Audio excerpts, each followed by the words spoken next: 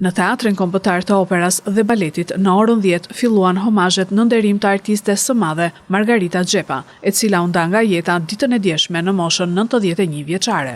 Por ajo nuk kishte një natyrë të çuditshme që biles kur binte muhabeti në biseda nganjëherë në momente të shkëputura kështu. E thoshte, ndoshta në skenë thoshte, nuk ka mundësi më, edhe jo sot, po ka disa vite që e thot atë se skena do lëvizje, do këmbët, kur i thonë.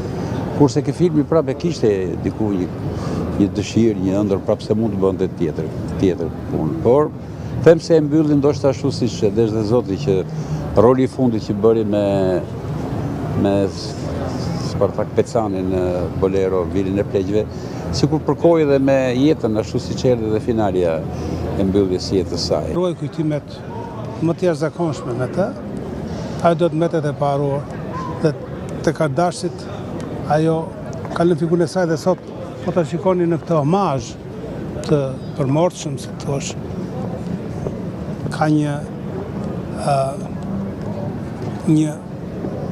si thua vizit, një ardhje, një trysni, po ta them më mirë, të njerëzve që duan të vinë edhe të nderojnë.